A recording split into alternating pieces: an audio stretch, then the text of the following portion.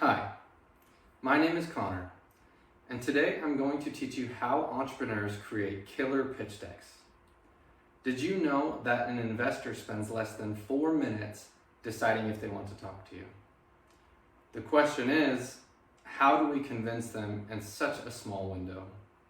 Well, buckle up, because today you're going to learn the principles of creating compelling pitch decks. I learned these principles while working for Techstars, a popular startup accelerator and early stage investor. During my time there, I helped hundreds of entrepreneurs design and evaluate their pitch decks. I've worked on pitch decks from industries like renewable energy, fintech, consumer packaged goods, and gaming, just to name a few. The two topics we'll cover are as follows: knowing the data and understanding your audience. By the end of this presentation, you will better understand how to get your startup funded. Know the data. There is a company that has become incredibly popular in the startup ecosystem. This company provides a platform for sharing documents, and they track per-page analytics on document usage. In layman's terms, they track investor behavior. They know which parts of the deck are being scrutinized and which parts are being skipped. You might know this company as DocSend.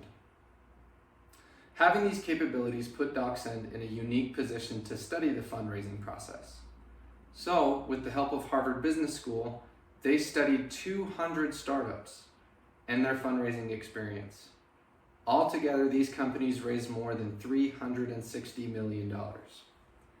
I encourage anyone interested to look up this study by Googling Harvard Business School DocSend study. This report revealed fascinating statistical truths about fundraising. Let me ask you a question. What would you do if you met with 10 or even 20 savvy, wealthy, and knowledgeable business investors, and each of them told you that your business was uninvestable? Well, I know that I'd feel dejected, and honestly probably convinced to quit while I was ahead. The study revealed, however, that entrepreneurs had to meet with an average of 40 investors before receiving any investment offers. If you did not have this knowledge beforehand, how many rejections do you think you could have stomached? This is an amazing insight into the rewards of perseverance. The study has a few insights regarding pitch decks specifically. Remember when I said the investor decides in about 4 minutes about your company? What conclusions can you draw from this finding? Well, if you have 20 slides and the investor gives you 4 minutes, that means they look at each slide for about 12 seconds. Let's do an exercise. I'd like you to pretend that you are a venture analyst. You're going to look at a real slide from a real deck. I want you to tell me your conclusions. Are you ready? Let's go.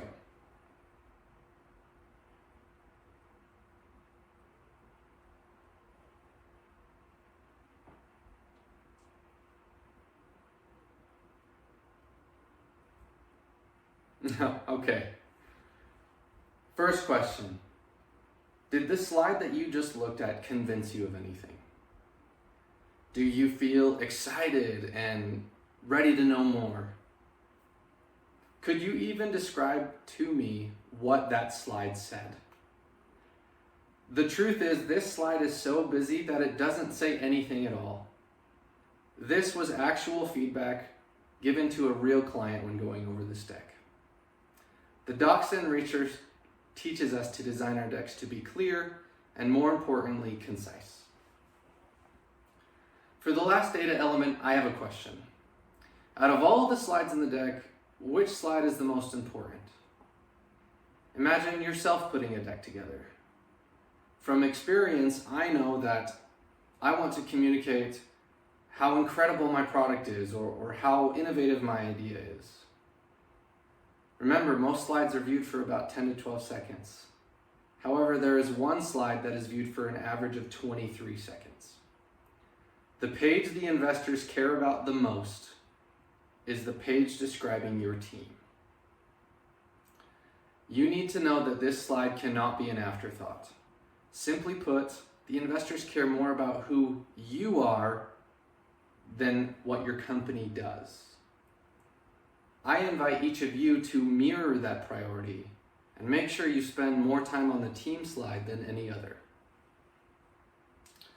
Now to the second principle, know your audience.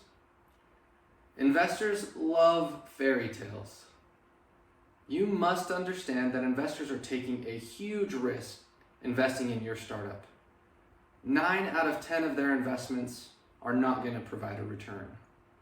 They are looking for the 1 in 10, the unicorn, so to speak, the magical happy ever after. Know this about your investor audience. They are looking for an investment that will not only provide a return, but provide an enormous return that will cover for all 9 of the other losses. This is why you hear investors say, I want a 10x or a 20x return. It's your responsibility as the entrepreneur to paint that picture for them. To be clear, I don't want you to embellish the opportunity that your company offers, but understand what the investors are looking for and craft that vision. To illustrate this, I want you to imagine Jeff Bezos, the founder of Amazon. He met with 60 investors to raise his first $1 million. He did this while selling books out of his garage. He somehow convinced these investors to invest in him. And do you think he did that by saying, I could sell a few thousand books on the internet in the coming years? Or do you think perhaps he sold them the dream of what Amazon is today, with billions of dollars in annual revenue? Truthfully, I don't know what those conversations look like, but I think the takeaway is this. You must dream big.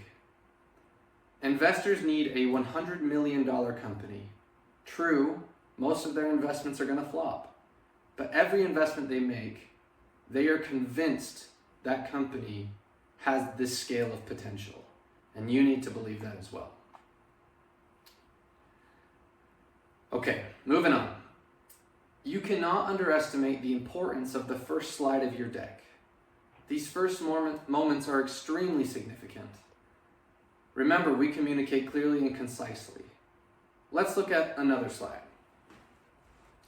This is the title page of a deck that my brother-in-law sent me for a pitch competition at BYU. I've changed the company name. Again, I'm going to ask you to put on your analyst boots. What is your first impression of this slide or of this company? What do you think they do? I hope you all agree that this slide is really bad.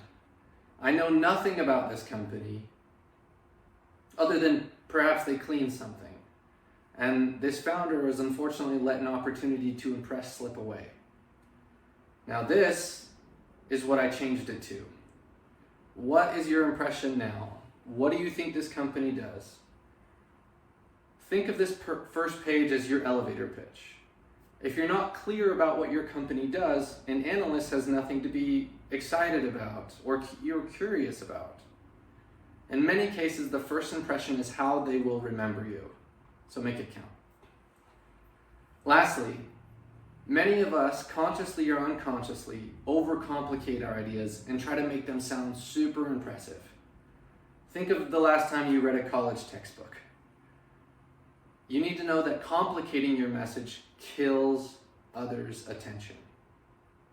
Let me give you an example. Our company creates virtual classes that empower students by utilizing psychological strategies found in Oscar-nominated traditional cinema.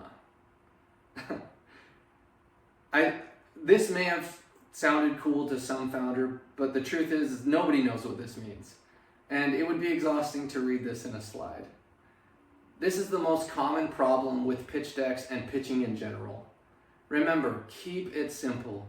So simple that your grandma would be able to understand it.